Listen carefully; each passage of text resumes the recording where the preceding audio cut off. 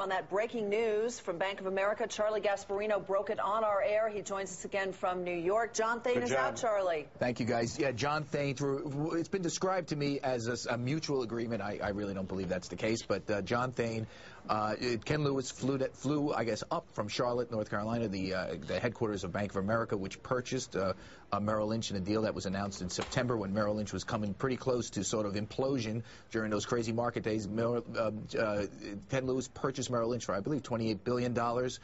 Since then, the marriage hasn't gone so well. There's been executive defections, as you know, and then last week they had the massive loss that was announced, $15 billion.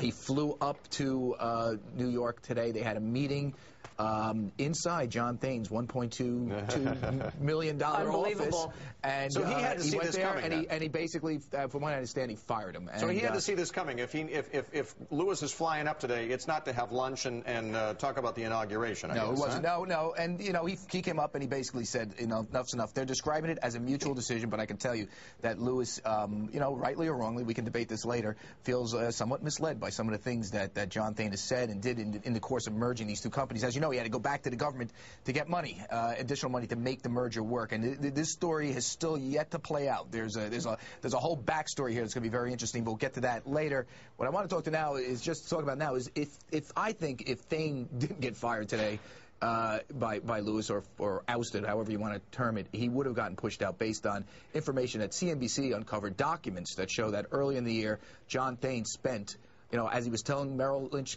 to cut costs, as he was laying people off, as he was slashing the budget, as he was inheriting a firm that was, you know, losing money, he spent $1.22 million to redo his own office in downtown Manhattan. Very interesting. Spent $837,000 on a guy named Michael Smith, who's also Michelle Obama's interior designer. And by the way, she paid him $100,000. He spent money on area rugs, $87,000. A mahogany pedestal table, $25,000. A 19th century credenza, whatever that is, $68,000. Pendant light furniture for $19,000. And it goes on and on. Apparently, did he use his own money or Merrill money? No, this was Merrill money. I'm sorry, I didn't make that clear. Inexcusable, disgusting. Yeah. Documents also show that Thain signed off on purchases personally, and that he used another $30,000 to pay expenses that this guy Smith incurred in doing his work.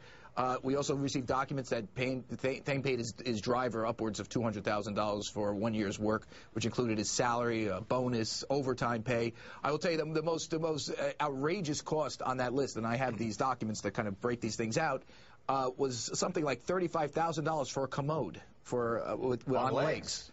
That's the kind of furniture from the old days. I do not know what that means, and I'm just wondering, did Ken Lewis have to use that commode when he was in the office?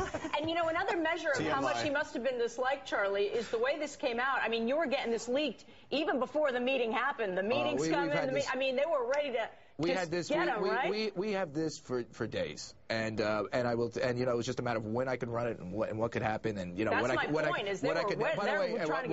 not only that, what I could nail down. I mean, you know, you get handed stuff, and sometimes you don't know if it's true. All right, you got to go back and check it. We went to Merrill, we asked for a comment.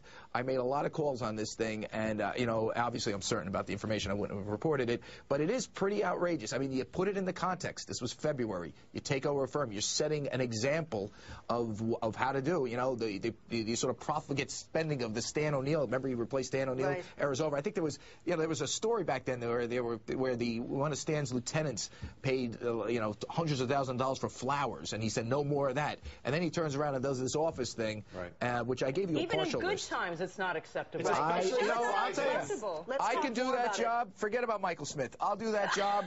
I'll do it for $10,000. You'll get a Mr. Coffee. You'll get a piece of paper. You get a pen and a computer. Yeah, but will you get a parchment trash can worth that was the other thing I $100? I saw the list. I know. What is a parchment trash can? It's a trash can that's made out of paper. Girls know that stuff, Charlie. Well, now, suppose you were smoking a cigarette and you threw it in the trash can. You could light it on fire. That would be bad. Let's talk more about this and bring in Steve Grasso of Stewart Frankel, Bob Pavlik. Steve, let me tell you something. Steve Grasso is the type of guy that would have a parchment trash can. I guarantee it. John Brady of I am not a smoker, but But Go ahead, Steve. I did complain to my wife about the Roman shades, the price she paid. But judging by what Charlie just said, $7,300, looks like we got a bargain on those Roman shades. I think you did get a bargain. So what do you guys must be buzzing about Thain out on the floor there, your former chairman. We are buzzing about it, but I got to be honest. We're not talking about what he spent on the office. That is horrendous. No, it's never going to look good in the public's eye.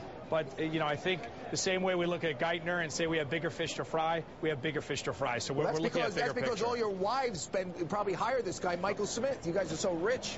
You spent hundreds of thousands of dollars to redo your homes. In this market, nobody's rich in this market. That's right. We all got humbled in 07, 08. Let's call it that right now.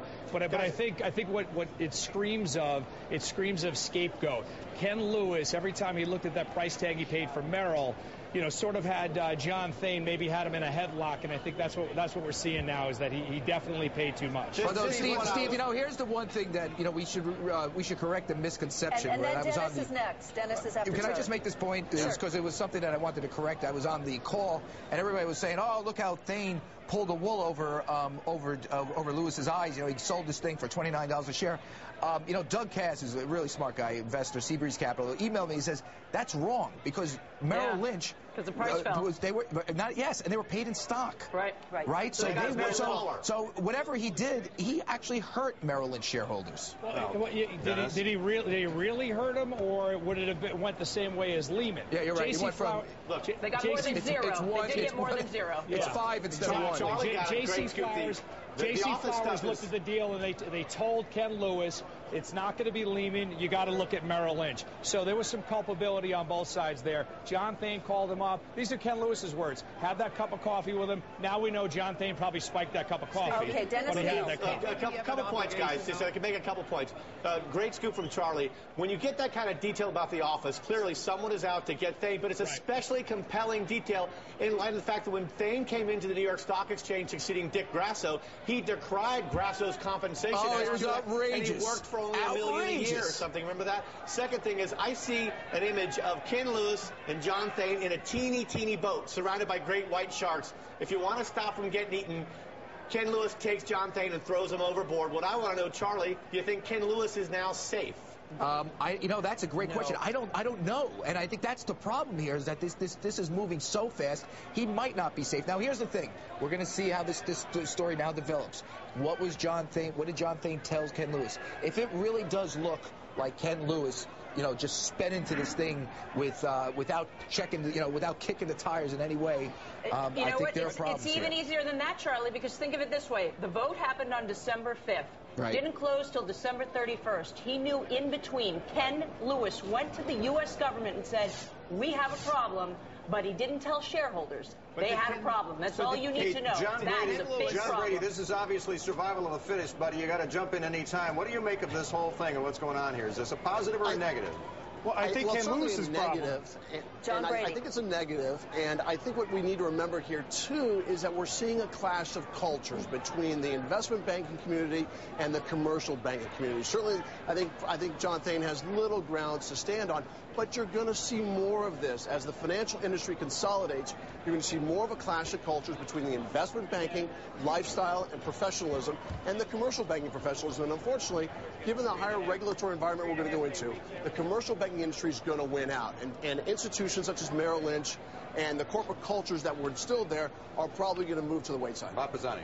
The big debate down here wasn't Thain. Thain was never popular on the floor. The big debate was whether Ken Lewis had a fiduciary obligation to renegotiate the deal. Yep. Once in December, he realized that there was a lot of stuff he didn't understand or was sold a bill of goods by Thain, whatever you want to do it. And his response was amazing. He said, the Treasury Department called me and said, go ahead and do it. I did it for the good of the country. Is that the backstop to protect him for potential lawsuits for failing to go ahead with what it looks like his fiduciary obligation? Bob, how could that protect him? I don't think that does protect him. Well, I don't know, but that's what a lot of people are arguing down here. I think you'll make the case, Bob, that, once we get out of this, once we recover, once the economy gets back, the combination of the great wealth, Merrill Lynch, let's face it, is a great company, one of the best brokerage firm.